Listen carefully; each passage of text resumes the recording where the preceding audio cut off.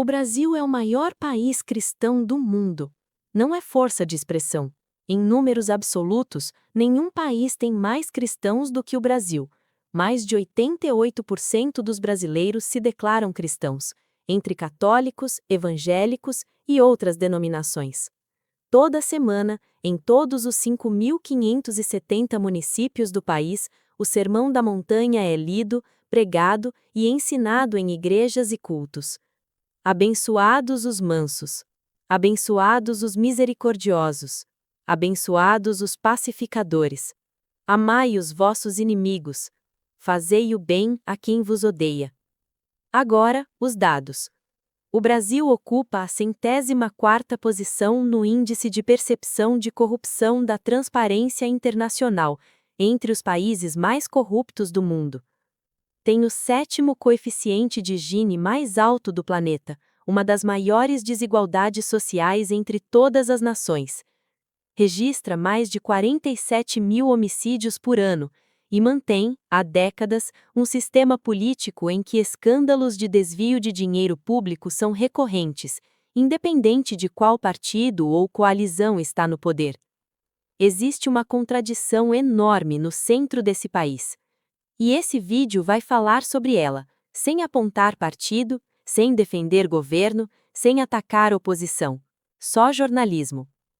Daqui a pouco eu te mostro o que acontece historicamente quando religião e poder político se unem, e por que essa aliança, em quase todos os casos documentados, tende a beneficiar o poder, não o evangelho. Primeiro é preciso entender o que o Sermão da Montanha realmente diz, porque há uma diferença enorme entre conhecer o texto e aplicá-lo.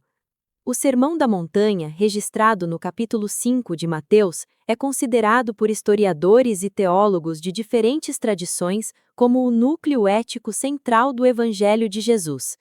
Não é uma lista de rituais, não é uma doutrina institucional, é um conjunto de princípios de conduta pessoal e social. Alguns deles, aplicados à política, seriam radicais. Não acumuleis tesouros na terra.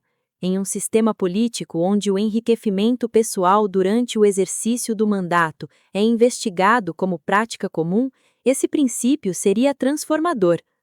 Tudo o que quereis que os homens vos façam, fazei-o vós também a eles. Aplicado à legislação, significaria que nenhum político aprovaria uma lei que não estivesse disposto a viver pessoalmente. Nenhum parlamentar votaria por privilégios que não valessem para o cidadão comum. Quando deres esmola, não saiba a tua mão esquerda o que faz a tua mão direita. Assistência social sem marketing eleitoral, política social sem palanque. Amai os vossos inimigos. Em um sistema político construído sobre a lógica do adversário a destruir, esse princípio seria uma revolução. O historiador britânico Tom Holland, não religioso, especialista no mundo antigo, passou anos estudando o impacto do Evangelho na civilização ocidental. Sua conclusão: os valores que o mundo moderno chama de universais, dignidade humana, proteção dos vulneráveis, igualdade perante a lei, têm raiz direta no cristianismo primitivo, não no iluminismo, como se costuma ensinar. O problema, segundo Holland, é que esses valores foram frequentemente proclamados e raramente praticados pelas instituições que os herdaram. Daqui a pouco eu te mostro quando e como isso aconteceu no Brasil especificamente. Agora, os números, porque sem dados, análise vira opinião. O Brasil tem 203 milhões de habitantes. Segundo o censo de 2022 do IBGE, 88,3% se declaram cristãos.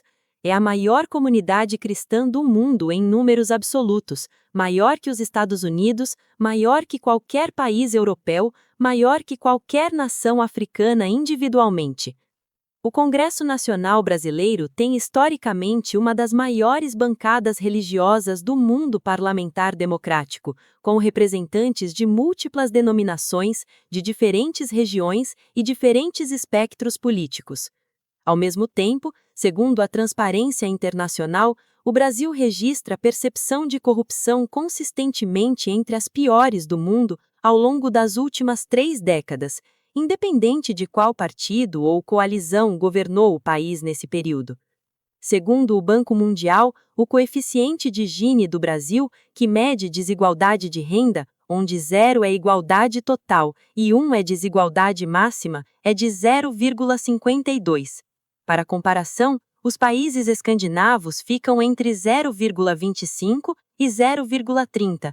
A média mundial é 0,38. Segundo o Atlas da Violência de 2024, produzido pelo IPE e pelo Fórum Brasileiro de Segurança Pública, o Brasil registrou 47.508 homicídios em 2022, o equivalente a 22 mortes por 100 mil habitantes. A média mundial é de 6 por 100 mil habitantes.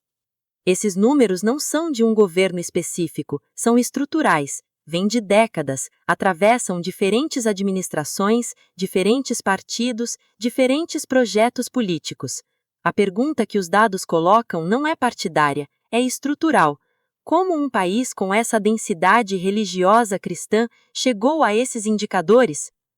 Para responder a essa pergunta, é preciso entender algo que a história documenta com clareza: a diferença entre religião como prática pessoal e religião como instrumento de poder político. O sociólogo norte-americano Rodney Stark analisou as primeiras comunidades cristãs do século I e II e encontrou algo interessante.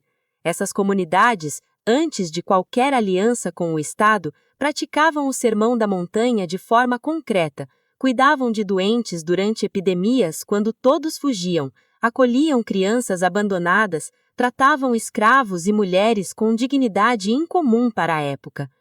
O ponto de inflexão foi o século IV, quando o imperador Constantino aliou o Império Romano ao cristianismo e mais tarde, quando o imperador Teodósio o tornou religião oficial, a dinâmica mudou completamente. O evangelho passou a coexistir com o poder do Estado e, historicamente, quando isso acontece, tende a ser o Estado que molda a religião, não o contrário. No Brasil, essa aliança tem raízes no período colonial. A Igreja Católica chegou junto com a colonização portuguesa no século XVI e, durante 3 séculos, legitimou a escravidão, a exploração da terra e a estrutura de poder que concentrava a riqueza em poucas mãos.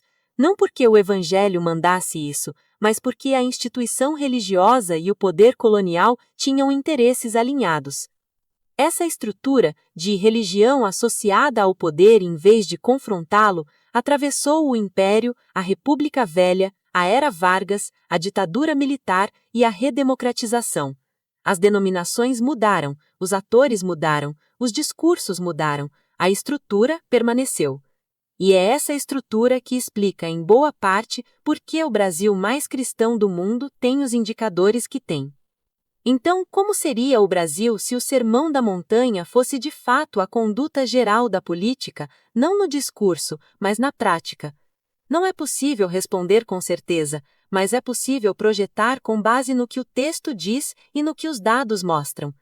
Um sistema político onde não acumuleis tesouros fosse conduta real, teria estruturas de transparência e prestação de contas muito mais rígidas, não porque a lei obrigasse, mas porque a cultura política tornaria o enriquecimento no exercício do cargo algo moralmente inaceitável, como é em países com baixíssima corrupção, como Dinamarca e Nova Zelândia, que curiosamente têm forte herança protestante de prestação de contas individual perante Deus. Um sistema onde fazei ao outro o que quereis que vos façam, princípio legislativo real, produziria leis muito diferentes. Benefícios exclusivos para determinadas categorias, que existem em abundância na legislação brasileira, seriam incompatíveis com esse princípio.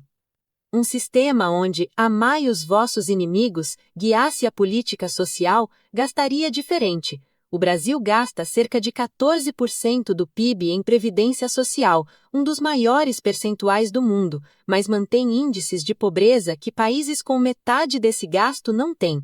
A questão não é quanto se gasta, mas como e para quem. Um sistema onde amai os vossos inimigos fosse praticado no debate político produziria um congresso onde adversários buscam soluções em vez de destruição mútua, onde a aprovação de uma lei não depende de negociação de cargos, onde o interesse público não é moeda de troca. Nada disso é utopia. São práticas observáveis em países que, sem serem teocracias, construíram culturas políticas de maior integridade. A diferença não é religiosa, é cultural e institucional, mas a raiz histórica de várias dessas culturas passa pelo mesmo texto. Então, por que essa distância existe no Brasil? 3 fatores estruturais, sem apontar partido ou governo. Primeiro, a colonização. O Brasil foi construído sobre um modelo de exploração que precisava de justificativa moral. A religião foi usada para isso, não o Sermão da Montanha, mas a estrutura institucional da Igreja aliada ao poder colonial. Esse legado não se apaga em algumas gerações. Segundo, a separação entre fé privada e conduta pública. Em grande parte da tradição religiosa brasileira, a fé é entendida como salvação pessoal, não como ética de comportamento público. Você pode ser corrupto de segunda a sexta e fiel nos cultos no fim de semana, sem que isso crie uma contradição insuportável dentro do sistema de crenças que aprendeu. Terceiro, o uso instrumental da religião. Quando a fé se torna capital político, quando aparecer em cultos e missas é estratégia eleitoral, o evangelho deixa de ser conduta e vira cenário. E cenário não muda estruturas.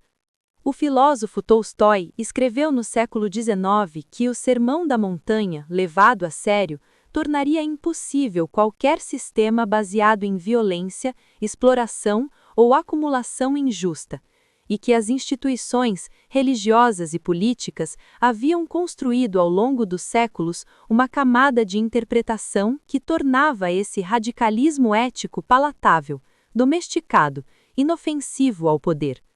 Essa observação de 130 anos atrás continua precisa. Então é isso. O Brasil é o maior país cristão do mundo. E, ao mesmo tempo, carrega décadas de corrupção sistêmica, desigualdade estrutural e violência que não dependem de governo ou partido, são marcas do sistema. Essa não é uma crítica religiosa, é uma observação histórica. O Sermão da Montanha não falhou no Brasil, ele simplesmente nunca foi testado como conduta política de fato, apenas como discurso. E a diferença entre discurso e conduta é exatamente onde se mede o caráter de uma civilização. Esse foi um conteúdo que precisava ser feito, sem lado, sem torcida, só análise. Se você quer continuar entendendo o mundo sem filtro ideológico, inscreve no canal agora, o botão tá aí. Ativa o sininho, porque o próximo vídeo vai mexer em outro vespeiro. Comenta aqui embaixo. Na sua opinião, por que existe essa distância entre o discurso religioso e a prática política no Brasil? Quero ler cada resposta e vou responder. Compartilha com alguém que precisa pensar sobre isso. Até o próximo!